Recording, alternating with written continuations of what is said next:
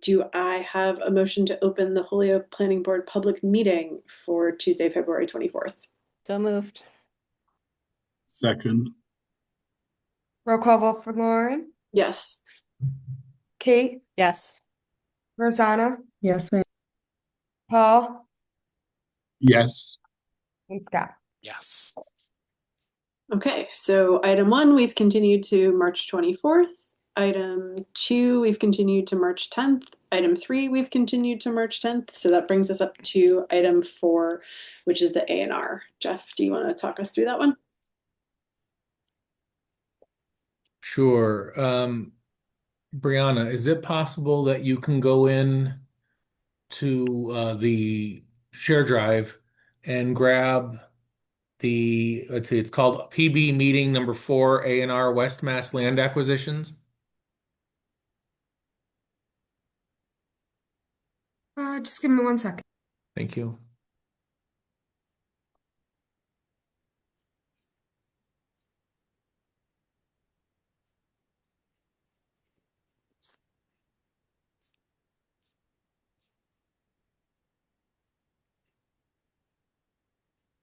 Oh,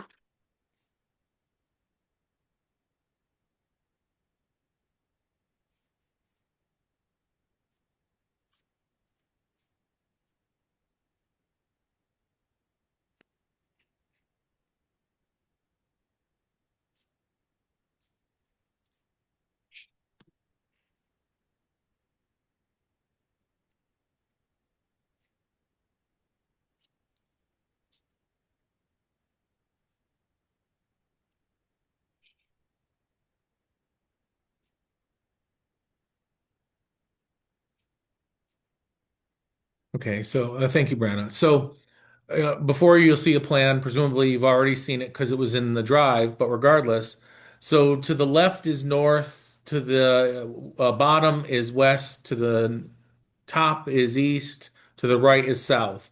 So for years you've seen the you've seen the big sign saying for sale at the property formerly known as the Whiting Estate, or now formerly known as the Whiting Estate, and this is just north of the Amazon warehouse, the former Alice Copco on Homestead Ave. So it turns out in 1965 that parcel, which was previously believed to be plus or minus 20 acres, in fact it was split down a stream. And come to find out, there's a lot that was from the stream to the west, and then the stream to 91. So at any rate, I don't know if you recall or not, Craig Othier, he's the guy who did phase 2 of Riverview Estates at 717 Northampton Street. He has bought the property, and what his intentions are is that he is going to basically do an A&R. And as you see right here, it's a 4-lot A&R currently. But his intention, and you may have already seen this, he either has completely, cleared the trees. He, in cooperation with VHB and the Conscom, have basically created an envelope plan for this, where clearing's allowed, and then being thoughtful of the streams, perennial stream setbacks, and the neighbors to the Meadowbrook to the north or left. But what they're starting to do is he's going to build out 3 houses now, 3 single-family homes, and presumably shortly thereafter do another A&R and do another 3 or 4 lots. At least that's the plan now. So, anyways, it meets all the requirements of the zoning, and it's obviously they're long lots, but that he has purchased this, or has it actually has purchased it. I don't know if the assessors have updated it yet, but basically he's purchased the lot fronting on Homestead. From what I understand, the rear lot, or the lot between 91 and the stream, there's currently a P&S discussion, but I'm not privy to the results to that or that effect or whatever. But regardless, what's before you now is basically what's becoming a 4-lot subdivision of that property, as illustrated in that plan. This is not a subdivision, being the fact that it is on a way, has access, and it has legal frontage, or at least proposed legal frontage. So basically, the board signing off on this or approving of this is just merely, the fact that it is approvable and that it is not a definitive plan, or not a full subdivision definitive plan. Any questions? So we're okaying, I don't know. I'm confused. So basically, so an approval not required plan means that a formal definitive subdivision is not necessary. It meets the three qualifying factors. Is it on a way? Does it have frontage? And let's see, and does it have access? It has all three of those. But in this case, to make them buildable lots, they also need the square footage, which they all do have that. And So you're approving the fact that it's not a subdivision. and Jeff, I know that this is out of our purview to an extent, but they are buildable in terms Yes. of they don't have wetlands or something. No, Or- again, this or is they have something that buildable area. the Yoni had walked the site with, I believe, VHB, and I'm not sure if Craig was there, but they came up with a plan to show where it was not in a wetland, and where, I guess it would be what's the word? That it's the most likely place to build and or the most less invasive. And Yoni's president, if he wanted to actually comment, he could. Hi. Hello. Yeah, the applicant actually came to the Conservation Commission to get the wetland boundaries approved before moving forward with any of this. And you can actually see the lines that we approved on this A&R plan. There's the 100 and 200-foot riverfront resource area, extending from the mean annual high water line of the perennial stream in the center of the property towards the top of the screen. So it's not up on the screen, but they sent us basically a rectangle of a proposed clearing area that's outside of the riverfront, closer to Homestead Avenue. And we actually walked the site with them and looked at the flagged limits of that to just make sure that it actually reflected what was on the site plans. So So- Yoni, the houses would be between the road and then the first line back from the road? Yeah, exactly. Okay. And riverfront has no buffer zone, so that line is the line of our jurisdiction. Okay. Thank you. Well, it seems like it meets all the A&R, so seems like we Motion to approve? say yes. Motion to approve. Is there a second? Second. Sorry, I thought I had unmuted. Roll call vote for Lauren? Yes. Kate? Yes. Rosanna? Yes, ma'am. Paul? Yes, Scott? Yes. Lauren, at some point, as designated signer, can you come in and sign? Yes, absolutely. Thank you. So since we have Yoni here and we would like to not keep him all night, do I have a motion to take out of order so we could go into project updates B, draft open space and recreation plan discussion? So moved. second. Roll call vote for Kate? Yeah. Lauren? Yeah. Kate? Yes. Rosanna? Yes, ma'am. Paul? Yes, And Scott? Yes. Yoni, do you want to take us through? Or you have a Sure. presentation for us? Well, I was just texting Maggie. I was gonna let her know when we were one before, but Oh, sorry. I mean, I can do the presentation solo, but she said she's on her way. I actually wanted to do one more item. Or I could, not a long presentation. I could just go into it. It's up to you. We could take up the SPR NOD number 158 if you want us to. Okay, yeah, maybe do that. If it's okay. Do I have a motion to take out of order SPR NOD number 158, item number 15, amendment number 3, 209 South Street, Duncan? So moved. second. Roll call vote for Lauren? Yep. Kate? Yes. Rosanna? Yes, ma'am. Paul? Yes, And Scott? Yes. And the project update is that we don't really have an update. We have had communication back and forth between engineer and applicant, and we are waiting to get some clarity. It's still the wheel stops conversation, correct, Jeff? Yeah, I mean, up till actually like 5 o'clock this afternoon. So, they've proposed, the applicants proposed to remove the guardrail and put up wheel stops at the fronts of or heads of every parking space. But then, I mean, arguably, there's the city engineer is saying, well, the planning board approves this, but yet I still need them to say they approve of it first. So I guess I'm kind of waiting for confirmation from engineering that they're all set with it.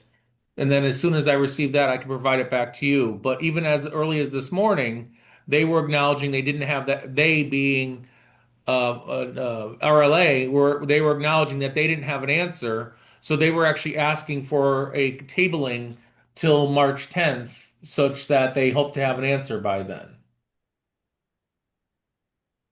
So that's all I've got. Okay. Let's do it. All right. Can we go just back to Yoni, or do we need to take another motion to go back? It's still open, right? Yeah, I mean, it's in the planning board meeting. So, all right, Yoni, Maggie, you're up. I'm gonna Thank screen you. share. Could have done it on my own, but Maggie worked really hard on this presentation, so I didn't want It was a group effort. to. Yeah, do you want to kick it off, Maggie? Yeah, I can. So hello everyone. For those who I have not met, my name's Maggie. I'm a conservation planner in the Conservation and Sustainability Department. And one of the projects we've been working on for the past year now has been updating Holyoke's open space and recreation plan. And so we're coming before you today to hopefully get a letter of review from the planning board. And we just have hopefully a quick presentation. We did send out the OSRP, the Open Space and Recreation Plan, prior to the meeting, so hopefully you had a chance to look at it. But just in case you didn't, so an OSRP is a tool that outlines community strategies for managing and improving natural conservation areas, recreational areas and recreational facilities in open spaces, so that way, people can enjoy them for future generations and they're preserved. And so the process starts by doing inventory of what Holyoke has. We also do community engagement, figure out what the community is looking for. We do analysis of that data, and then from there we take that data and turn it into some goals and objectives, and then we submit it in addition to a 10-year action plan, and this gets approved by the state. And we have the slide. Why write an OSRP? There's guidelines offered by the State Division of Conservation Services to follow, and good opportunity for everyone to give feedback on parks and open spaces. And it's also our chance to educate residents about the available resources. And then, oh yeah, there's a lot of documents. There's a lot of sources of information about our community's natural resources. This puts them all in one document. And then my favorite part, makes our community eligible for certain grant funds. We gotta play the game to get the dough. We didn't really decide. We didn't really talk about this, but yeah, I can cover this one. So this is, kind of what the definition of open space is per the state's definition. So it includes things like conservation land, forest land, agricultural land, maybe what you would more so envision when you think about open space. And, this can also include things like green buffers. Holyoke has a lot of pocket parks. That's all included in open space. It can be land that is owned by an agency or organization that's dedicated to conservation or recreation, but it can also be owned by private land owners. And then it can also refer to undeveloped land that has the potential to serve as a recreation area or an open space area. So it's a broad definition. And the map on the right was one of our more preliminary maps of open space because that is one of the required maps that we have to submit with this plan. So that was not our final version, but that was just a general idea of what Holyoke might look like if you're thinking about open space. And here's a photo gallery. These are all covered under the plan, like natural areas like Mount Tom, like municipal parks, agricultural land, and land that's a little more developed but still open space, like sporting fields, baseball fields, and the like. We wanted to have a slide also of the different sections to help guide your reading. I'm sure you all read the entire document in its entirety, so you already know that. And Scott and Lauren, we want to thank for being on our Open Space and Recreation Plan Committee. And also Jeff Parker and Alex Weiss provided technical support. So you all kind of already know what's going on.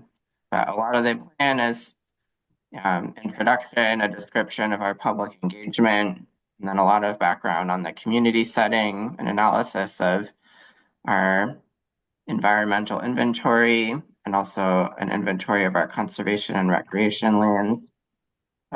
And then putting that all together into our analysis of needs, and then translating that into a 10-year action plan for what we want to do for our parks and open spaces in the next decade. And then we'll have a place for all the public letters, including hopefully one from the planning board. Yeah, so I can talk about this next one. So one of the required section is talking about goals for this OSRP. And so we had kind of a framework to start with from the previous iteration of the OSRP.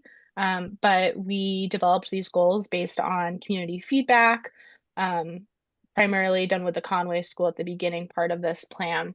So just briefly, our goals are that natural resources are well defined, protected, and enjoyed by all peoples.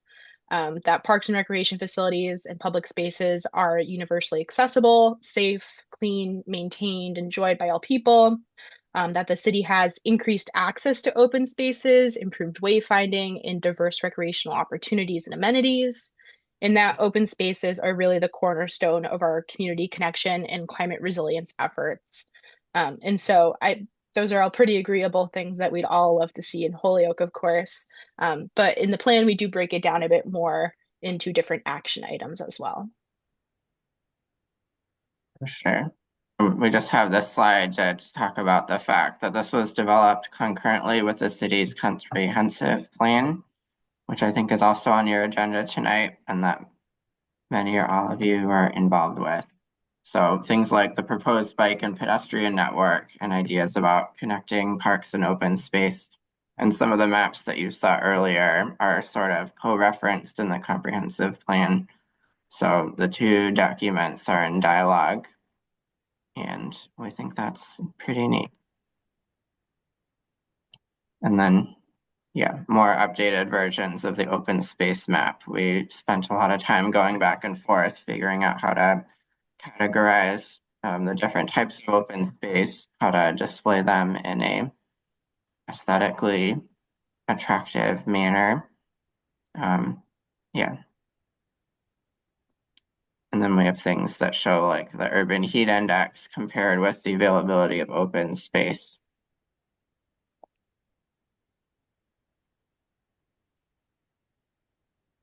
Okay, so our progress as of today is we have submitted our plan to the Division of Conservation Services to Melissa Cryan. She's had the plan for a couple of weeks now, and hopefully we'll be getting comments within the next month, I'd love to say. But we do anticipate having to make some changes, just that is kind of forewarned with this planning process, is that there likely will be some small changes, nothing too significant though. And then at the same time, while the state is reviewing it, we also are required to get letters of review from different organizations and people within Holyoke, as well as PVPC. So the Planning Board is one, the Mayor, the Conservation Commission, Parks and Recreation Commission, and then Board of Health is also encouraged as well. So that's kind of where we are. We're hoping to get a letter of review tonight. And I do believe we provided some draft language as well, if that is helpful. Yes, thank you very much for providing that. Does anyone have any questions? I love it. Can we pull up the draft language of the letter so we can take a look at it and see if we can approve it?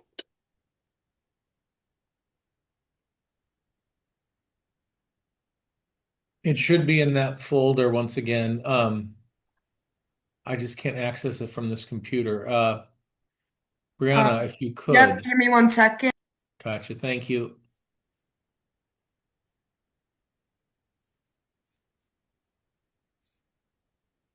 But while we're waiting, Yoni, I think there's a couple pictures that we might, or rather images we might need for the comp plan revisions. I can talk to you about that further. Yes, Okay, thank you. yeah. It's not a ton of stuff. I think we were waiting till we had the ultimate final best version, and we do now. I just want to say thanks. I did not read the whole thing, but I read portions of it and was really glad to see that, previous studies that have been done are referenced here, having been on the Whiting Street Reservoir Committee to see our work be included and not forgotten is excellent and great. I mean, I expected nothing less of you, but it just warms my heart to see us not forgetting all the good studies we already did.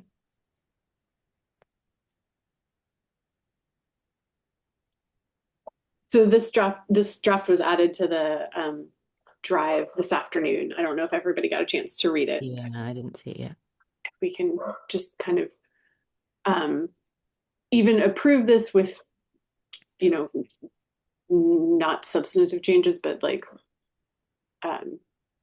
just grammatical changes, then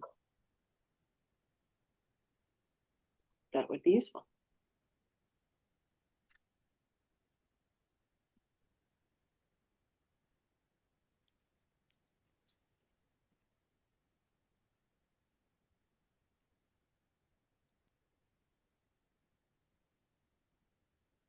Yeah, the next to last line, tool that too. You take out that.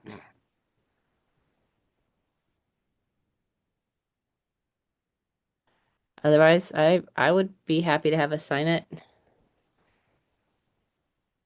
So I Wait, think Should say so it should tool say two. a community tool to manage. Yes. perfect. Great.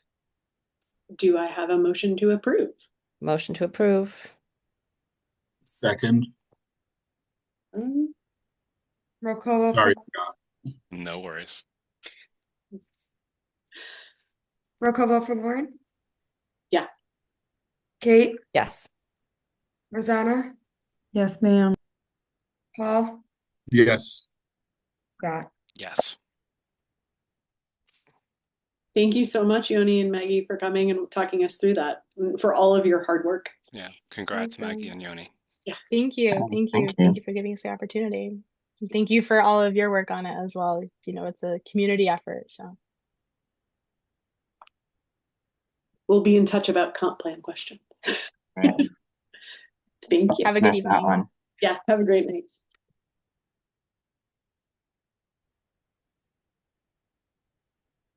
Okay, so going back to where we left off in on item number 5 for the comprehensive plan discussion. Did everybody get a chance to read through the RC zoning change? And do we want to talk about questions, feedback, anything we want to change, or do things feel good to people?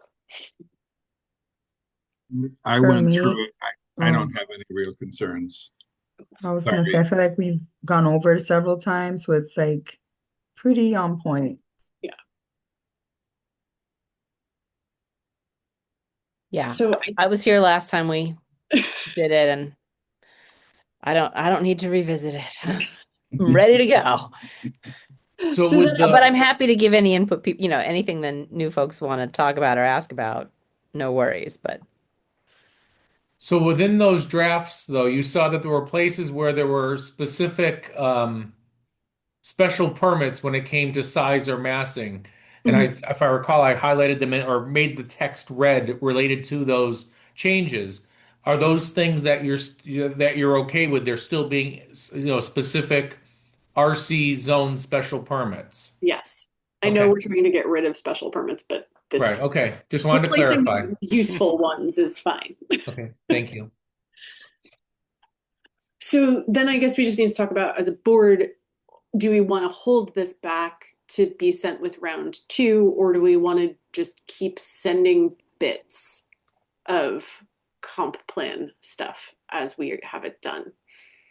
I know we had talked about doing a round 2, like round 1, which is already gone, and then doing a round 2. We have so much on the plate for round 2 that I want to make sure that everybody's still comfortable with the timelines that we're talking about. So round 2 probably won't go out until May, maybe.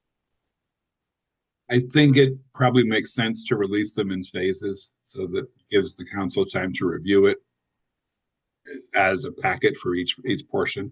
Otherwise, we're going to have to wait for them to read the whole thing at the end.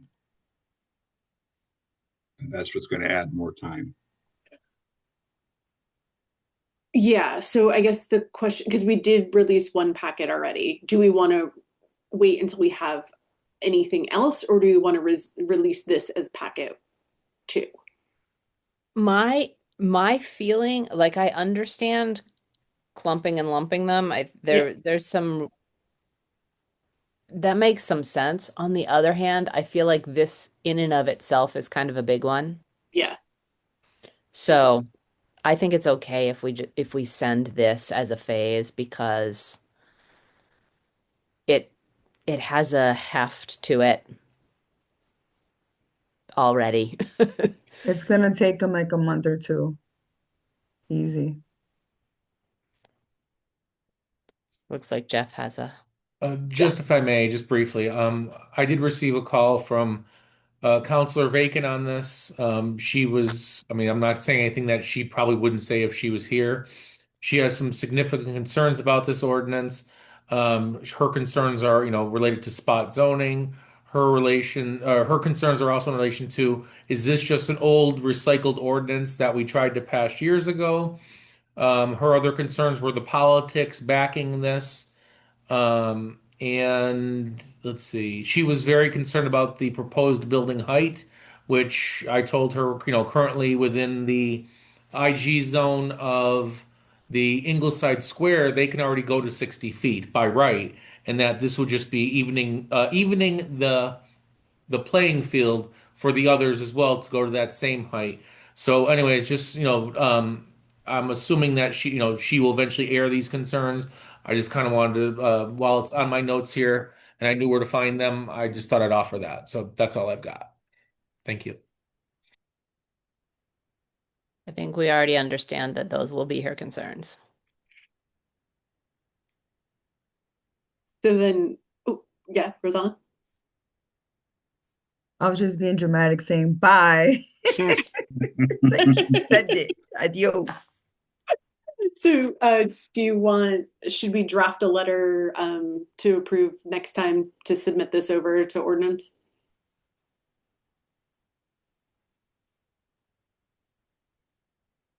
Work think for it's me. Okay. So I don't know that we need a motion on that. Can we just put it on the agenda for next time, and we'll have the draft letter? Yeah, we'll put it on the agenda. Okay. Lauren, are there a projected number of packages that we're submitting, or are we just kind of shaping these as we finalize them, and then that's the next installment? That was kind of what I was trying to get a bead from the board on. We had originally said packet 1 and packet 2. Packet 2, I think, is going to be really big. Yeah. So I think, it might be worth us revisiting, perhaps at the March 24th meeting, all the remaining items, and then figuring out how to break it up. Because there's a lot that we haven't begun to research yet, and I think it is ambitious to think that it would all be ready to go in packet 2 within like the next couple of months. So maybe we do need to prioritize. So maybe we can put that on for discussion on the March 24th meeting to look at all the remaining items and break them into what feels reasonable for the next package, and then where we're focused our time and energy, and then what feels reasonable for the package after, and how many packages we think we need. How does that sound to everyone? Sounds reasonable to me. Okay. Because I know that some of them are pretty dense. Like they're going to be heavy lifts. All right. Speaking of dense and heavy lifts, let's talk about lighting. God. Yeah. Do you Parker, want- do you want to do the intro? You want me to do the intro? Where do we want to go with this? I can start. Okay, great. So we have been working on a new lighting ordinance. And we've been working with the Dark Sky International Policy Municipal Ordinance Template. So that's the document that we've been working on and we've been editing from. And I can bring that up if we let's see. Give me 1 second.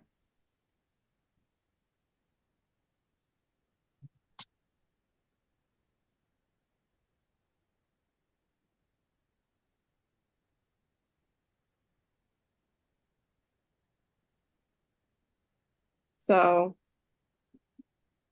this is all stuff that we wouldn't have to include. And a table of contents that we would also not include. And it looks a little messy because I left everything in. I just crossed things out that we thought were not needed. So let me find. One of the things that we wanted to talk about was if we are going to make a new lighting ordinance, are we going to have a date of implementation for it?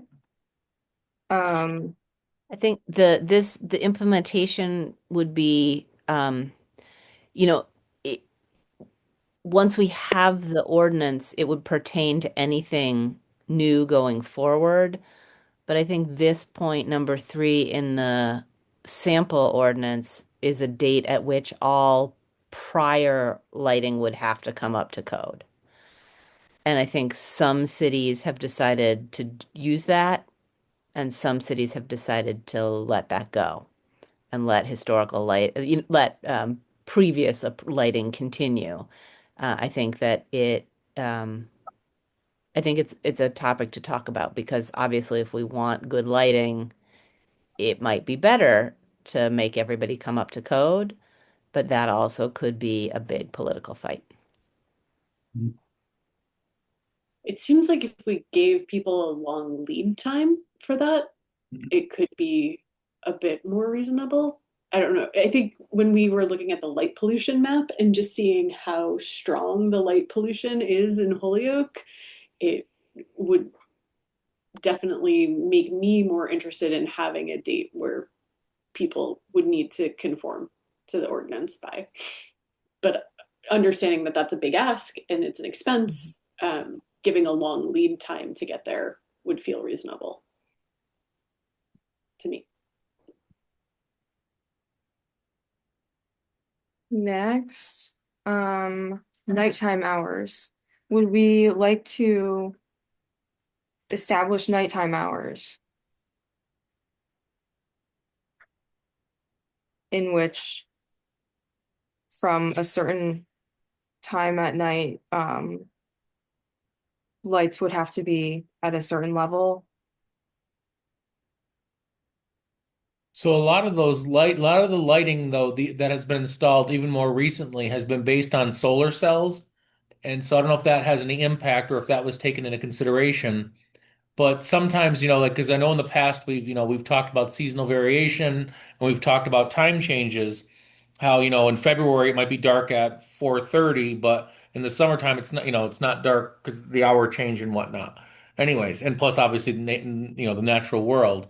So is putting a time, unless you're doing like 11 p.m. to 4 a.m. or something, is there a way to really enforce that?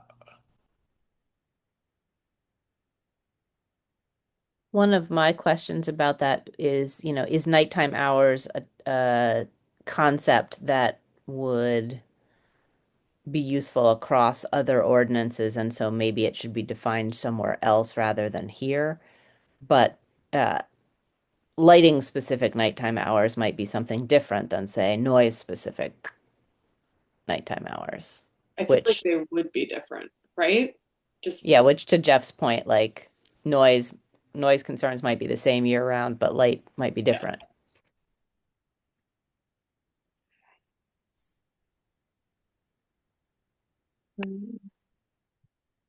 Next, I'm gonna skip over the lighting zones first. Who would be the administrator of this ordinance? Like, who would be enforcing this? Would it be the planning board or would it be someone in the building department? Well, I think even in section, is it 10.11 or is it 9.3 or 9.1? It specifically calls out the building commissioner or their appointee is the enforcement agent of the zoning ordinance. Okay. Um, and then back up to lighting zones. This would make it so that in certain areas of the city, you wouldn't be allowed to go past a certain level in um, level of light. And there are some places that do this, some that don't. And we're kind of wondering, is this needed? And if it is, what would it really look like?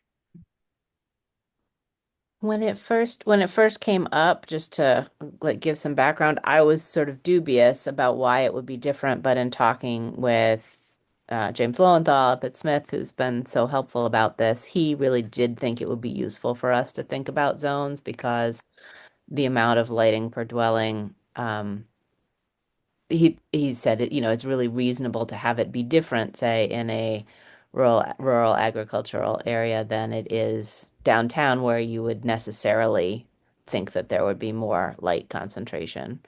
Um, so I think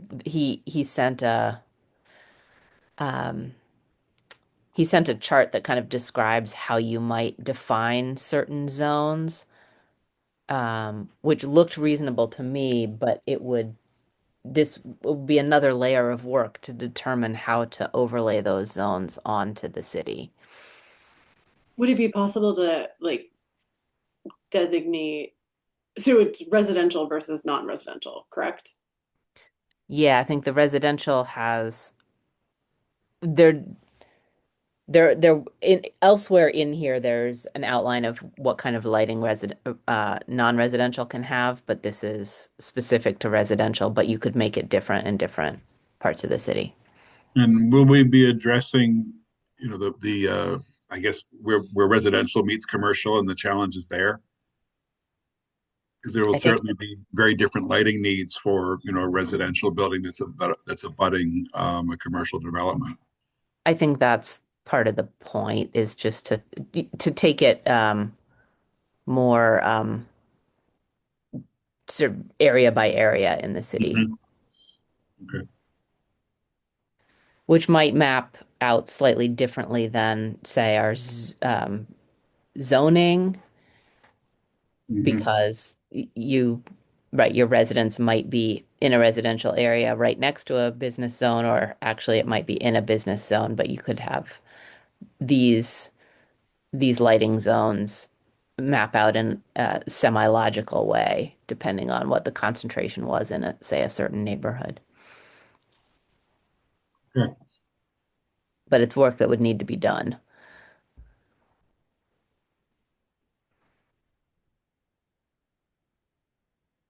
Um, we also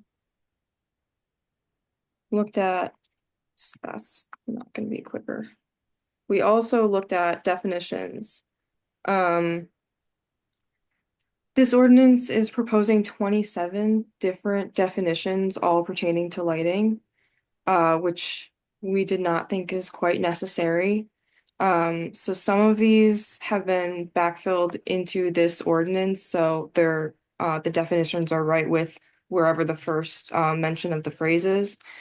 Some of them, the highlighted ones, could be left at the end of the ordinance, just like 5 or 6 of them. And then a few could be added just into section 2 with all the other definitions in the ordinance. But some of these just are not needed. So which ones are you saying should be in section 2? I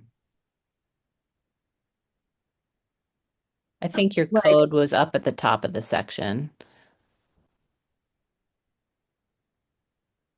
No, wait. It was, maybe you sent it to me separately. Yeah, I don't know. I think the idea is that the yellow highlighting is something that could be defined within this part of the ordinance or sort of at the end of it. Yes. The things that are crossed out, we think we don't need, although I have a note there. And then, so the things that are just in regular type are things we thought could go into the section 2 definitions. Okay. Because other people they might be used often enough that it would be useful to have it in ordinance definitions. Is there But- a definition it's of a- foot candle? But it's a little bit of a guess. Is there or not? There is not. Okay. Can add one. I know it's very similar to a Luminaire or a Lux, but I just or Lumen, but I know that that's what the industry provides when they do their lighting charts. They use foot candle, at least predominantly. I mean, maybe if we told them to use another form, they would, but it just historically they've just provided it in foot candle. I know we have a definition somewhere, Parker. I don't remember whether it's in here anywhere specific. I know it's not in that list. I see that it's not in that list, but we have something that tells us how foot candles relates to the other things. Yes. It's somewhere. There's so much paperwork, folks. So much paperwork. So what do you see as next steps and what do you need from the rest of the board tonight? So right now, if I take out all of the stuff that's crossed out, this ordinance would be like 7 or 8 pages long. How do people feel about that?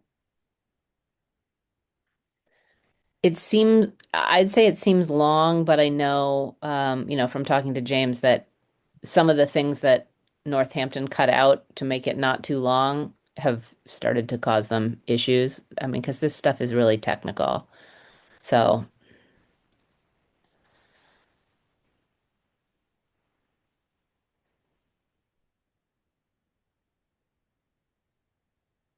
I mean, I'd like to probably see both versions. So do the edited version along with this one, and then we can see if that makes sense, and maybe it can be pared down some more.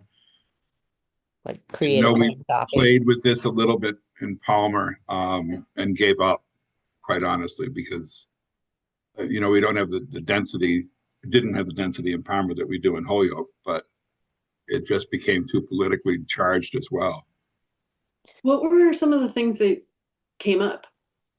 Geez, I'm just going off memory right now, but I mean, Yeah. one, I'm thinking especially where one example was the hospital, Bay State Wing, and just the lighting impact of the construction there, and that's what kind of precipitated the whole conversation about lighting ordinance. And there was some really negative impacts on the abutters. So the hospital did a lot of work to minimize the angle of the lighting, have a lot of lighting pointing straight down.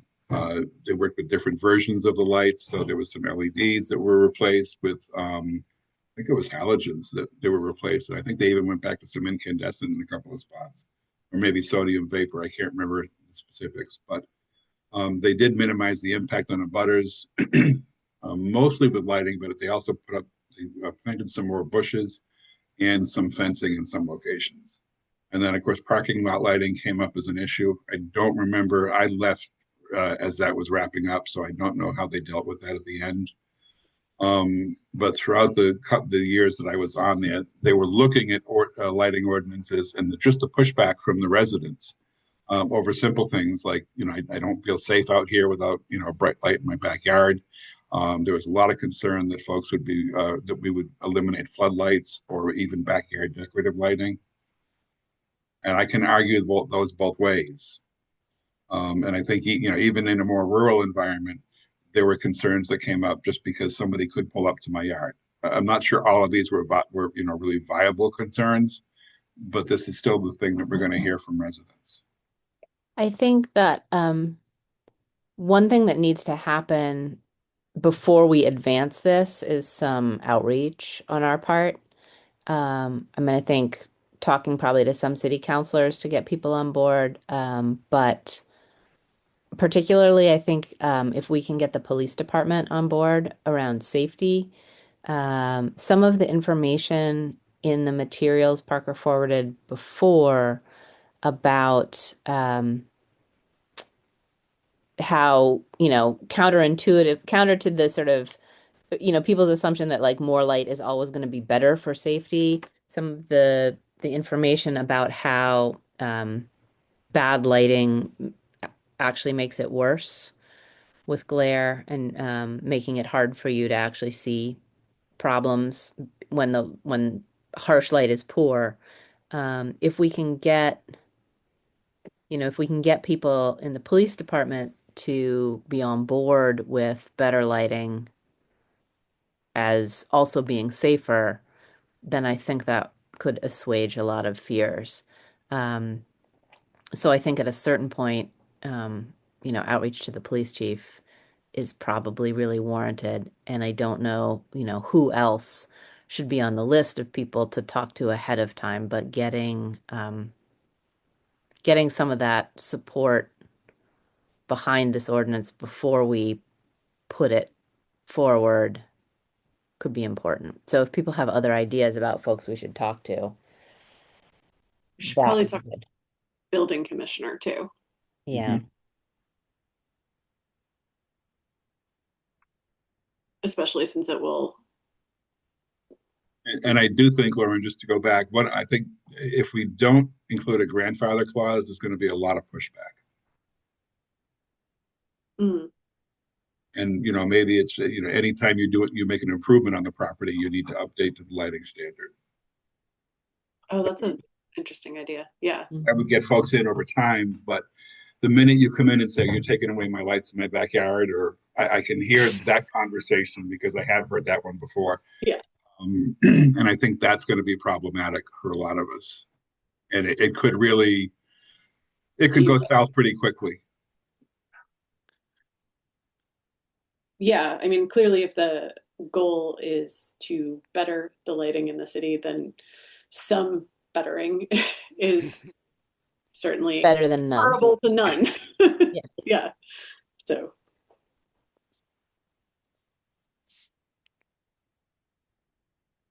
So Kate, do you want to add this back into the agenda on like the 24th and then have both drafts for us? Sure, I think that's fine because it's going to take a little while. Like, how quickly I'm going to be able to roll out, or Parker and I together, or whoever's going to do it, to roll out any kind of outreach is, my bandwidth for that is not huge. I'd really like to see this move forward, but I think it's going to take a bunch of time. Yeah. Okay. Well, maybe if we put it on for the 24th, then we can have those drafts and we can all think about who else do we need to reach out to, and Yeah. who on the board has connections to those people and feels comfortable reaching out to them. Maybe it's a lift. And also people that we can reach out to who are going to be supportive of it, who could Yes. help with that. Yeah. Not just people who we need to convince, but people who might already be on the side of better lighting, who could help advocate, including, do we know business people in town who've, done a really good job with lighting and can speak to how well it works, for instance. So yeah, getting some advocates together too could be useful. this is we can't rush this process. If we rush the process, it's not going to work. Mhm. That makes sense. But if we keep it on the agenda, then we'll keep working on it. Kate, thank you for initiating on this. I think it has a lot of value, and I was taken by the potential public health benefits that maybe are not well known, that seem as urgent as potentially someone's perceived safety concerns. Mhm. So, and of course, there's there are aspects that people know better or know well, around like biodiversity and dark sky. But I think just to have something like this in the works in the city, could be a compelling sense of community momentum towards the future identity of the city. So it seems like an attractive and innovative thing for Holyoke to be pursuing, talking about.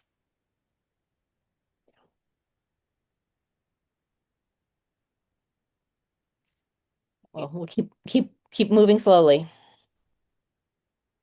Do we- But purposefully. Yeah. Yeah, thank you for all of the work that you guys have both done, Parker and Kate. Yeah, thank you, Parker. Yeah, absolutely. Do we want to talk about meeting schedule?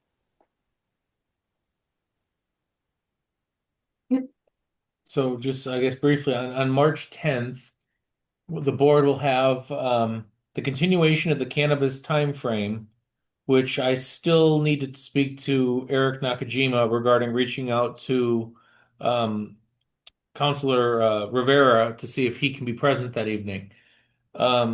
You've also got the ISO New England office building first public hearing, plus the associated with fence special permit, as well as the multiple principal structures.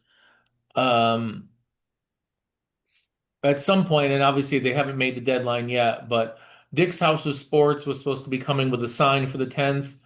I haven't seen anything yet as far as an application, so that's not on what was on the draft agenda for the 10th. Also, I'm not sure where it is in the process. I know there was a submission, but there may be 2 marijuana reviews coming. And again, I haven't heard anything, but I believe they may have submitted. So tomorrow I'll be in a meeting that I'll ask either Brenna or Jeffrey Anderson Burgos to see where those are at. There's going to be a Holyoke Landing BES amendment. Also potentially a Holyoke Community Charter School amendment for signage, in addition to the Councilor Panich's Data Center 2 continued from this evening, as well as the Councilor McGrath Smith's parking on residential properties continuation from this evening, in addition to an amendment to site plan review for 209 South Street tabled from this evening to the 24th, as well as discussion of the RC District letter of discussion, the discussion letter. That would be on the 10th. On the 24th, we've got, I guess maybe Brianna knows, but I'm sorry, well, I know that there's the noise. I know there were 2 submissions for zone changes, one of which was related to, from McGrath Smith, related to native plants, and also one related to an air raid siren. Do we know if those got publicized for the 24th, Brianna? Is it something that you may have heard that I haven't, or are those just coming down the pipeline? Jeffrey asked when we were going to be able to hear them. Okay. See, I Correct, thought for and then some. that's when Lauren said on the 24th, or Okay. But we don't know, in fact, if they've been advertised or not for the 24th. Right? let me double check 1 second. Okay.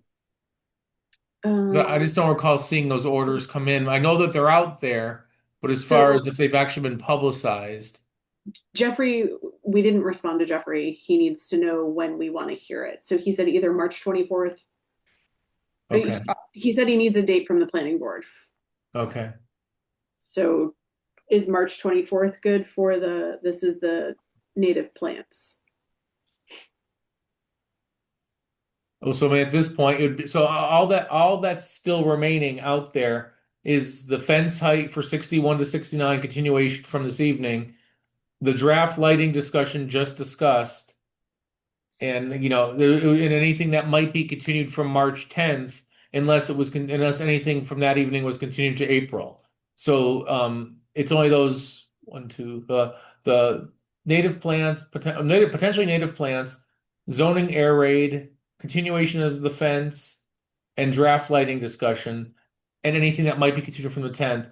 And on April 14th, we have an open square project update, and yeah, that's all. It's on April 14th, and currently we have nothing on April 28th.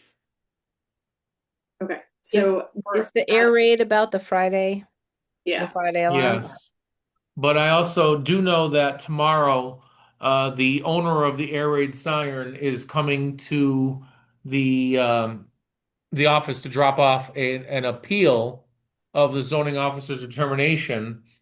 But also, it is kind of, the way that the order was tailored for a zone change is very spot zony. The fact that it names a specific location as well as a specific time for that. So, I'm not sure if that order is still moving forward in its current form or not. Was that order from Councilor McGrath-Smith? That order was from Sullivan and Devine. Ah, okay. I know that the zoning officer did reach out to Counselor Devine, but I don't know if that discussion was enough to either suspend or change the order as drafted. And again, I don't know if it's on the 24th or not. So we need information before we can figure out when to put it on our calendar. I'm sorry. Am I frozen? Nope. Lauren, are you frozen? Whoops, sorry. I keep freezing too, like everything is freezing on me, so. So we need more information before we can put the air horn on our agenda. To formally put it there, right, we need more information from Jeffrey as to is that the order moving forward, and as well as the native plants. But I said tentatively, I thought we had, I'll know more from Jeffrey tomorrow. Okay, I just responded to Jeffrey saying that we could add native Okay. plants on the 24th. Okay. And you're on that, as is Brianna. So Yep.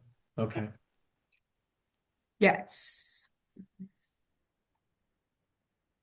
okay. And also on the 24th, was this one of the meetings that was discussed that a representative from the planning board would go next door to discuss those topics, or is that not related to future zone changes? I just have here a board member to ordinance committee question mark. So I believe it is the 24th of March that Okay. ordinance is discussing all of the zone change packet that we sent over. Okay. And, I think that's on their calendar, but can we double check with Jeffrey? Yeah, so also know that tomorrow I'm meeting with let's see, give me 1 second, please. Tomorrow I'm meeting with Jeffrey, well, Kelly Lundgren, Brenna, and perhaps it's not been, didn't check off or didn't say yes to it, but the assessors to talk about how to move the 10,000 plus or minus, not 10,000, rather it's 5,785 notices. So it still hasn't been noticed yet for Okay. the zone change packet. So if it hasn't been noticed yet, then there's not a meeting on the books. No, it hasn't been scheduled yet. Okay. Just to clarify. So tomorrow we're meeting to figure out who and how it's going to be managed, because, looking at it in terms of cost, again, they'll just say it's 6,000 to make the math easy. How do we get that public hearing notice into the paper, and how do we get that public hearing notice out to the 6,000 impacted people? Okay. So that's tomorrow at 11:30. Okay. And then, Kate, are you still willing to, when that gets put on a calendar, are you still willing to go to the ordinance committee meeting? Yeah. our representative? I Okay. I mean, as long as it doesn't get scheduled for a day I can't go, but the March 24th should be fine. I don't know that it will end up being March 24th Yeah, because I don't doesn't know sound like it. Yeah, because well, at this point, if we could get all of our, the city clerk's office said it could take them up to 2 weeks to process that. In addition to the fact that we still haven't been asked yet to hand over the until we find out the date, we can't hand over the abutters lists because the city clerk, or rather the city assessor, is saying that, and so every couple days, planning staff is going to the registry of deeds and seeing if there's been any transfers because they're saying that they need within blank number of days, and I forget, or X number of days, they need that file because they're going to use our file. They need to make sure that it's been up to date with the most recent transfers from the registry of deeds in case there's any home transfers or property transfers within that time period. And they would need time to certify the abutters list in addition to I'm getting it on their calendar for a while. yeah, it's not right. It may not even be till maybe the second meeting of April. Yeah. And then hopefully we will have had some meetings with people on ordinance, so there will be a high level of familiarity with the package before it's taken up Right. by ordinance. That is the hope and dream, at any rate. Okay, moving on to other business. What do we have for comprehensive plan updates? I mean, I know a little bit, but No, so I mean, I left that there, and I know it's on a couple different locations. It's more or less, are there any updates? So, okay. I don't know. I mean, we met with agency or this past week. We reviewed the image. We reviewed the images in the document, and now we're in the text phase, looking at the text for another agency discussion on the March 5th. Yes. And I did speak with Councillor Panich about the text changes that we will be expecting. So hopefully we're going to start receiving those, so then you and I can review and Right. send them over to agency. And the thought that I had as we are introducing these zone changes to the ordinance committee is if we can tie them in, not the packet that we already sent, but moving forward, if we can tie them into the section of the comprehensive plan that they relate to, I think that would be very useful to assuage any concerns that we are trying to push anything through that is old and sitting around. Because we clearly aren't, but I think drawing that line through in our letters will be really useful moving forward. All right, and then we have fee schedules. So, Brianna, can you go into the folder and bring up, there should be a section that says fee schedule? Yeah, one Thank you. second. Some of those should be tripled.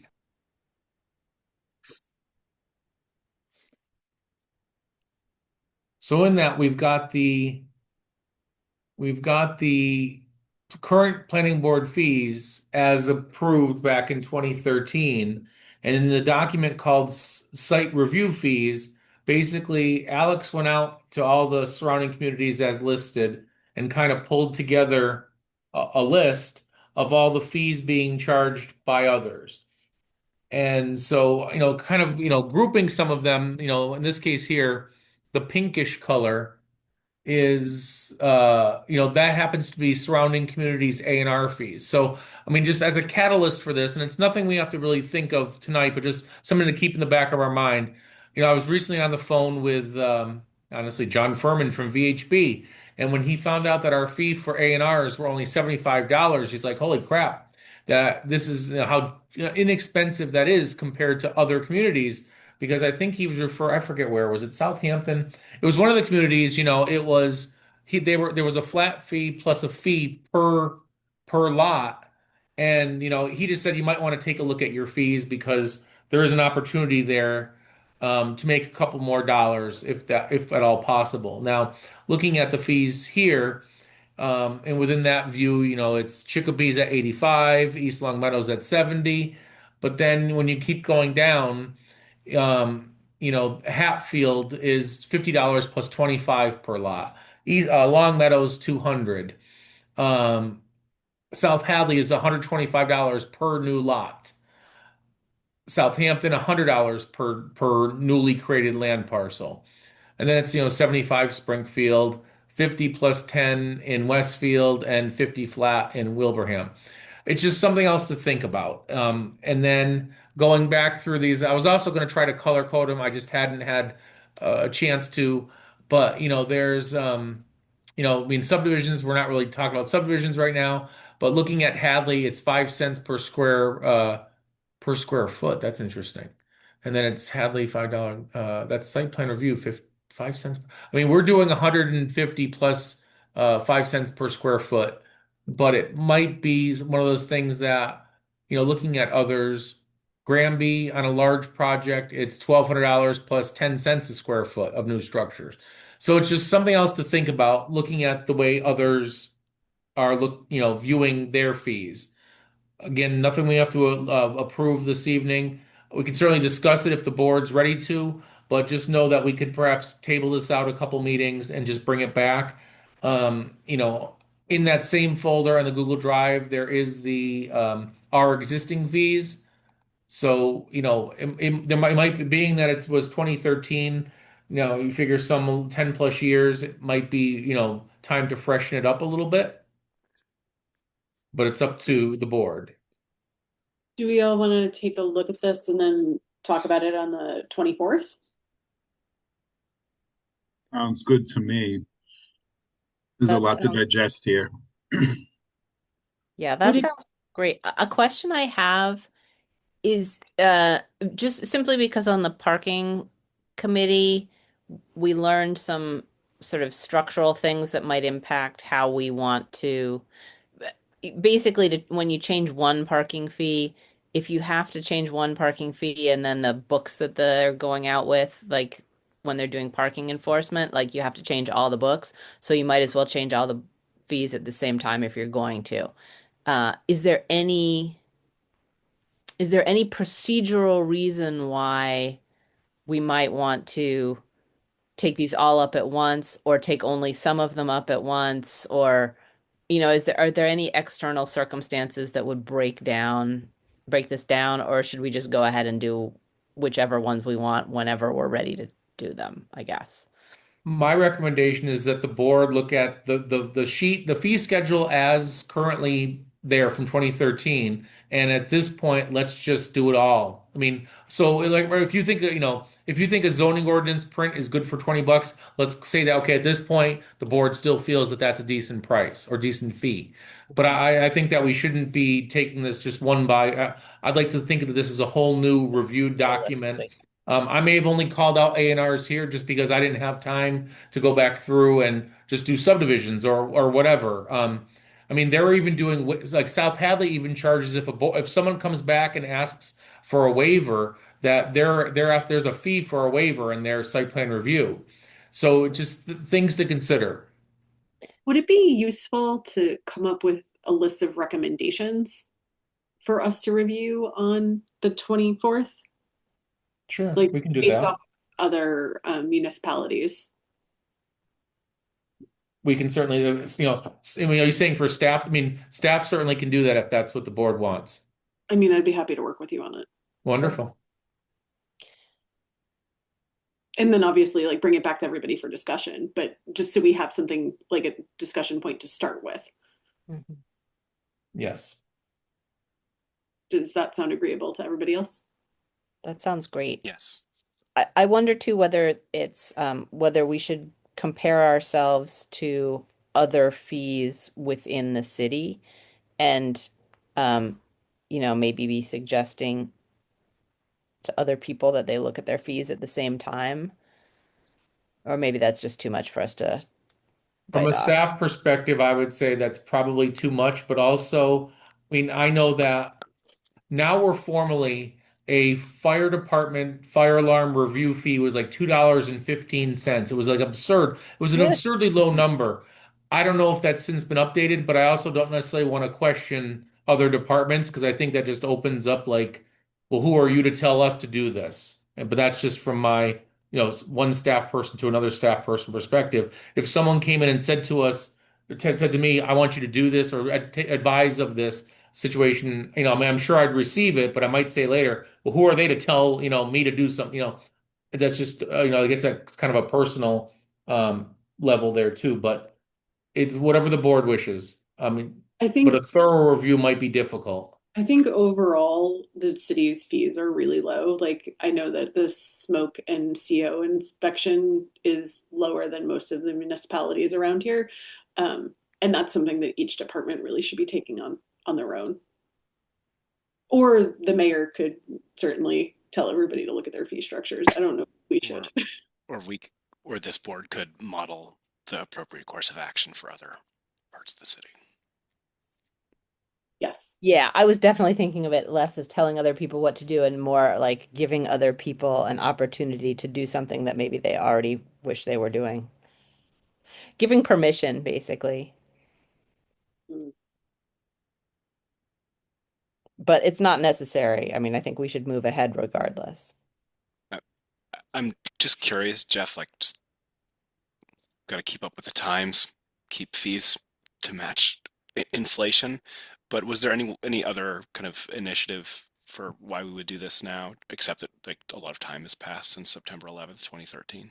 Well, I said the biggest thing was just, one of the principles of the VHB saying that, boy, your fees are low. But I mean, at that point, within that conversation, he was only looking at it in terms of the A&Rs. But I think just even looking at site plans or special permits, and again, it could be within this document that, or within the Google spreadsheet that's there. It just might be an opportunity for us to look at it. But I said it was a call off the cuff from him saying, "Wow, is your fee low?" I think that seems plenty of reason to respond. I'm sure VHB has a lot of exposure to different municipalities, a really good one, a good range of places where they work. So it's valuable feedback. I think it also makes sense in context of updating the comprehensive plan and updating the zoning ordinance. Like we're kind of just bringing everything up to 2026. Exactly. Yeah. Well put. Well, another thing I'd like to add is that, we do a lot of amendments. So originally there was, for instance, there was one from even this evening where a guardrail was proposed, reviewed to be there, and then later the applicant chose or proponent chose to not include it. And so maybe to even have it be that an amendment might cost you something, which then perhaps the applicant would then stay in line with what they originally proposed versus coming back as a value add removal later. Or not value add, I guess it'd be, well, they come back with they come back with a new let's see, it's not value add, what's the word? Something engineering, design engineering Value related. engineering. That's it. Thank you. And it might be an opportunity to include, to make it cost you something, so maybe you'll stay with the plan as proposed. I think it's more likely to mean they just won't tell us what they did differently. Perhaps that, but we do walk the site typically before signing off, so if it's not there, we'll know it. And also the waiver request I think is interesting that like in the case of South Hadley they charge for a waiver, so that might be something that would keep the applicant or proponent more in line with the plan versus just thinking, well, we'll just waive it because they're going to approve it anyways. Mm-hmm. Yeah. So some other things to think about. Yeah. Is there anything else in other business that we need to talk about? Staff has nothing. I don't know if Parker has anything, but I'm all set. I have a question for Jeff. What's going on with the old Schermerhorns? What are they doing? I'm tired of them. So I mean, honestly, fortunately, it really wasn't part of our process, but I know that there's still, well, unfortunately, for some reason, the city council approved a sign package for them that probably should have come before the planning board. So I'm not really sure if we're just going to let that ride or not. I mean, at this point, I guess it would be a question of the building department, because the special permit was perhaps not granted appropriately. And then they have to provide, and this was requested a long time ago. Well, I mean, it could be a year now, by the building department that they provide a survey plan, which they still have yet to do.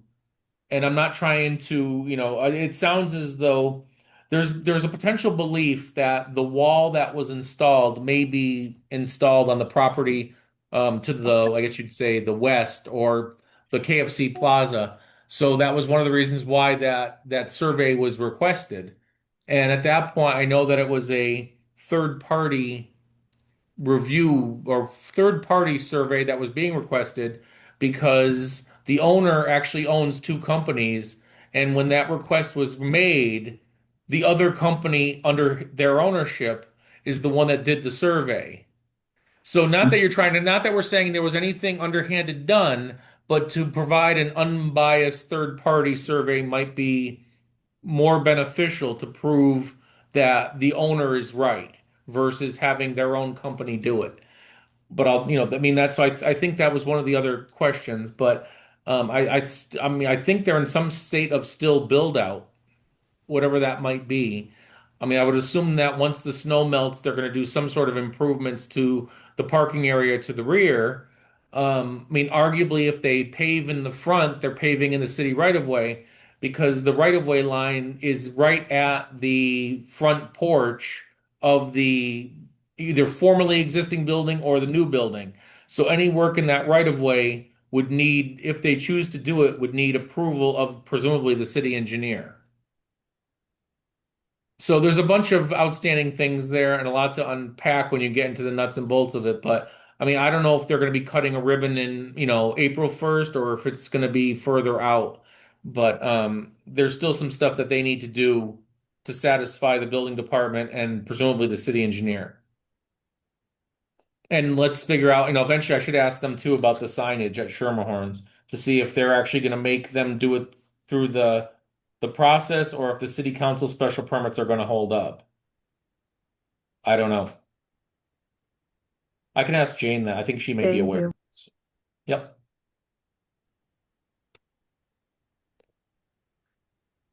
Okay.